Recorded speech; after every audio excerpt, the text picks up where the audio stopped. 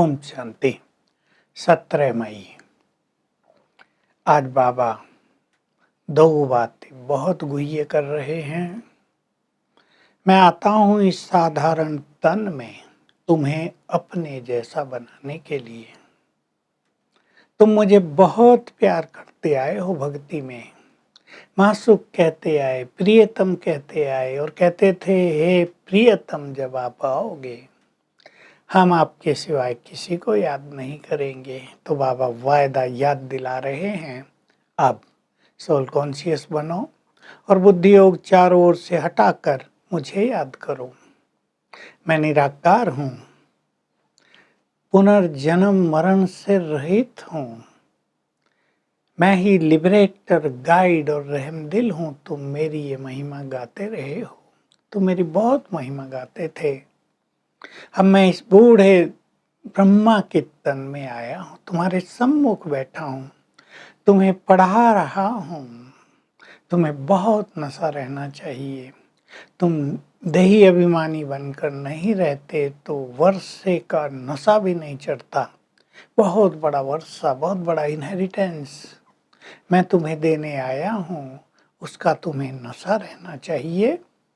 पर वो तब रहेगा जब तुम सोल कॉन्शियस रहोगे, आत्माभिमानी होकर रहोगे। बहुत ही गुह्य बात है ये। मैं सृष्टि का बीज हूँ, ज्ञान का सागर हूँ। मैं तुम्हें सृष्टि के आदि मध्य अंत का ज्ञान दे रहा हूँ। तुम कितने महान थे, नीचे कैसे उतरे, कौन जिम्मेदार है तुम्हारे पतन का। रावण की बात बाबा रोज करते हैं, यानी 5 विकार जिसके वश होकर भारत का पतन हुआ। ये भारत बहुत महान देश था, बहुत साहूकार था और तुम सब देवी देवता थे। तो बाबा कह रहे, देखो श्री कृष्ण सतयुग का फर्स्ट प्रिंस, राधे, उनकी बहुत महिमा है, लेकिन उनके माँ बाप की ज्यादा महिमा नहीं है। होनी चाहिए उनके माता पिता की बहुत महिमा। उनके माता पिता को भी सबको बहुत प्यार करना चाहिए, पर करते हैं राधा कृष्ण को। वो छोटे बच्चे हैं, बहुत प्रिय लगते हैं, संपूर्ण पवित्र हैं।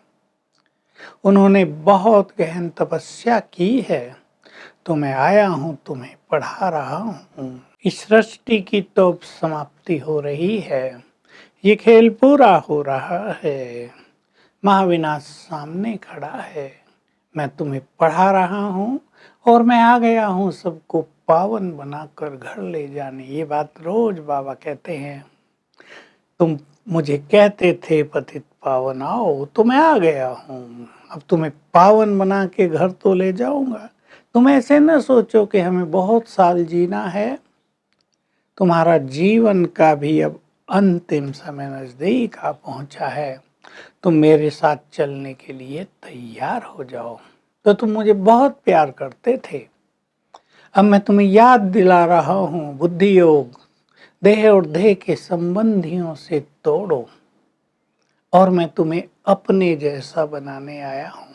जो महिमा मेरी है, तुम्हारी महिमा वैसी ही करा देता हूँ, बल्कि अपने से भी ज्यादा तुम्हारी महिमा करा देता हूँ। तो हमें इसके लिए पुरुषार्थ करना है और थोड़ा चिंतन करना है। देह के संबंधियों से बहुत प्यार हो गया है। शिव बाबा का प्यार जो है कम हो गया है। प्यार उससे होना चाहिए, बाकी सभी आत्माओं से आत्मिक प्यार होना चाहिए, लेकिन हो गया है दैहिक प्यार, मोह ममता से भरा हुआ प्यार। इससे दुख शांति बढ़ी है। बुद्धि योग शिव बाबा में भी ठहरता नहीं है। जिसका बुद्धि योग स्थिर नहीं रहता शिव बाबा में, समझ लें प्यार बंट गया है, वस्तुओं में भी, पदार्थों में भी और देहधारियों में भी। जब तक उससे नहीं निकालेंगे बुद्धि योग, तब तक एक में हमारी बुद्धि स्थिर नहीं होगी, तब तक हम श्रेष्ठ योगी नहीं बनेंगे। तब तक हमारी बुद्धि स्थिर भी नहीं होगी और हम श्रेष्ठ योगी भी नहीं बनेंगे। तो हमें बाप समान बनना है। जो महिमा उसकी है वही महिमा स्वयं भी धारण करनी है। 3 बातें तो बाबा ने इसमें भी कही। मैं रहमदिल हूँ, लिबरेटर हूँ, गाइड हूँ। हम भी रहमदिल बन गए हैं, दूसरों को लिबरेट यानी मुक्त करने का मार्ग दिखा रहे हैं, गाइडलाइन दे रहे हैं, दुखों से छूटने के लिए गाइडलाइन दे रहे हैं। हम भी गाइड बन गए हैं। अब वो है सृष्टि का बीज, हम भी मास्टर बीज हैं, पूर्वज हैं। वो है ज्ञान का सागर, हमें भी उसने मास्टर ज्ञान सागर बनाया है। हम चिंतन करें कि हम ज्ञान का मनन चिंतन करके मास्टर ज्ञान सागर बनते जा रहे हैं। सृष्टि के आदि मध्य अंत का ज्ञान हमें क्लियर है, कब क्या हुआ और वो क्यों हुआ। क्या इस क्यों का उत्तर हमें मिल गया है? वो प्यार का सागर है। क्या हम भी प्यार से भरपूर हो गए हैं, प्यार के दाता बन गए हैं, या प्यार की कामना ही रख रहे हैं? वो शांति का सागर है। क्या हम भी पूरी तरह शांत हुए, चित्त को शांत किया है? वो सुखों का सागर, सुखों का दाता, दुख हरता है।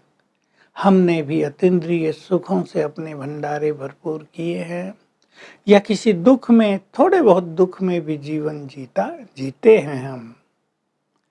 वो पवित्रता का सागर है। हमारी पवित्रता क्या है चेक करें। हमें भी वो संपूर्ण निर्विकारी बना देता है, और वो सर्वशक्तिवान है तो हमें भी बहुत शक्तिशाली बना देता है।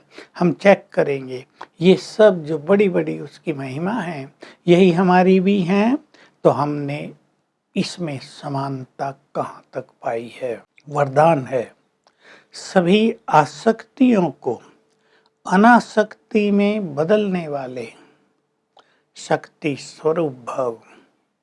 हमारी आसक्तियां बहुत हैं चारों ओर, पदार्थों में, खाने पीने में, वस्त्रों में, मकान, कार, इलेक्ट्रॉनिक्स के साधनों में। जब तक आसक्ति है तो माया भी आ सकती है। इन सब को हम अनासक्ति में बदलें तो विघ्नों पर हमारी विजय प्राप्त हो जाएगी और हम शक्तिशाली आत्मा बन जाएंगे। स्लोगन है, जब हम दूसरों पे रहम करते हैं तो बहुत गहरी बात है, हमारा रहम निस्वार्थ हो, स्वार्थ से भरा हुआ नहीं।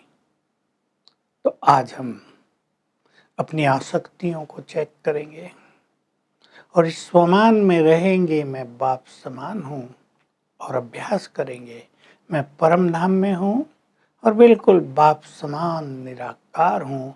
उसकी किरणें मुझ पर पड़ रही हैं। ओम शांति।